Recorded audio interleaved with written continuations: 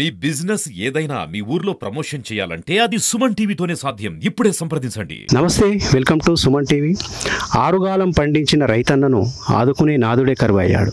మరి ఈరోజు పండించినటువంటి ధాన్యానికి గిట్టుబాటు ధర లేక ఒకటి, తర్వాత తడిసినటువంటి ధాన్యం కొనలేని పరిస్థితులలో ప్రభుత్వము, ఈ యంత్రాంగం అంతా కూడా ఈరోజు రైతన్నను నట్టేట ముంచేటువంటి ప్రయత్నం చేస్తూ ఉన్నది. ప్రస్తుతం నిర్మల్ జిల్లా అందకూరు గ్రామంలో ఉన్నాము. చూస్తున్నట్టయితే రోడ్డు మీద మొత్తము ధాన్యాన్ని ఆరబోసినటువంటి పరిస్థితి మనకు కనబడుతూ ఉన్నది.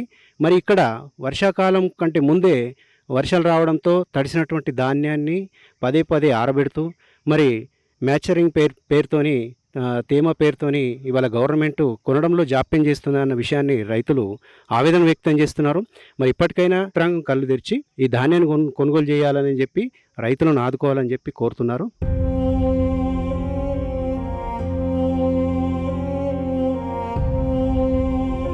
ప్రస్తుతం అందకూరు రైతులు మనతో ఉన్నారు, వడ్లు పండించినటువంటి రైతులు.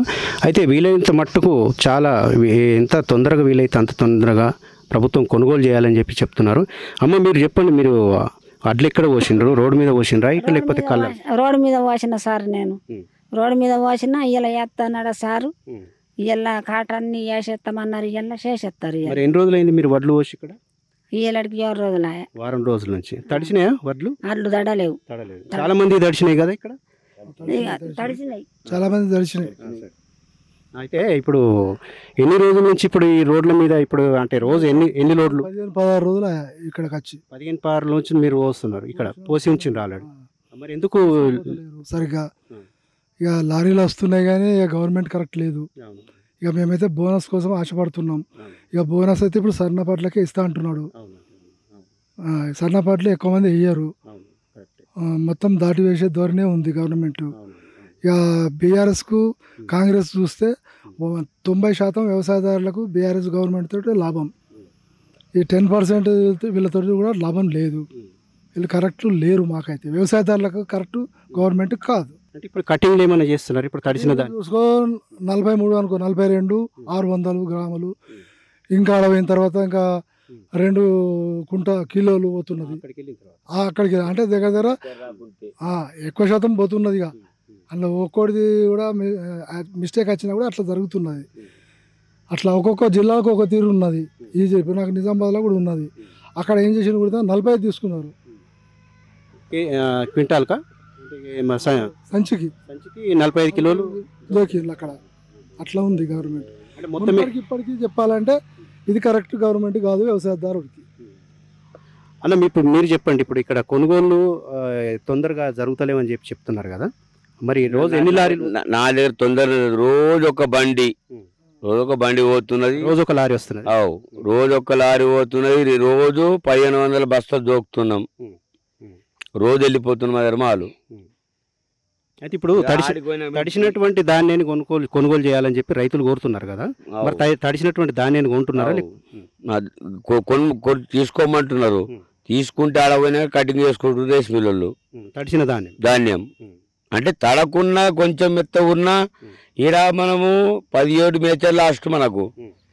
ఒకవేళ 18 వచ్చినా కూడా మొత్తం లారీ అంతా మెత్త ఉన్నా అంటున్నారు. అంటే ఒక్క సంచి మ్యాచరింగ్ రాకపోయినా కూడా మిగతా లారీ అంతా కూడా ఒక్క కోటు 18 వచ్చినా కూడా మొత్తం అదే 18 ఉన్నాయని అంటున్నారు. దాన్ని ఇట్లా చేస్తూ ఇప్పుడు ఒక్క రైతు 18 ఉన్నాయి, ఇప్పుడు ఒక అందరి 17 ఉన్నాయి. ఎంత ఒక్కటే ఉన్నాయని కట్ చేస్తా అంటే మేము వాళ్ళని భరించాలా మేము ఇట్లా అంటే ప్రతి గింజ గుంటము, ప్రతి ఇత్తు గుంటము, మరి ప్రతి అంటే గిట్టుబాటు ధర కల్పిస్తామని చెప్పి ప్రభుత్వం చెప్తున్నది. మరి ఇప్పటి వరకు అయితే ఏం లారీలు కదిలినటువంటి దాఖలాలు లేవు. మొత్తం రోడ్ల మీద ఉన్న పోసిన ధాన్యం అట్లనే ఉన్నది లేదు. మరి ఇప్పుడు రోజు రోడ్ల మీద మొత్తం డబుల్ పడ్డాయి.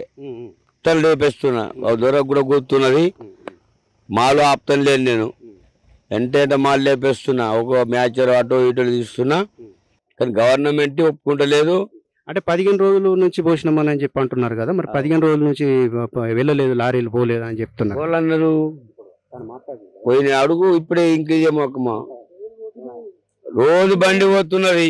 మ్యాచర్ అంది నేనేం చెయ్యాలా? నాకు 17 అదే ఇప్పుడు మ్యాచరు ఇప్పుడు కాదు, అకాల వర్షాలకు ధాన్యం తడుస్తున్నది. తడిసినటువంటి ధాన్యంకు మ్యాచర్ వచ్చేటువంటి పరిస్థితి లేదు.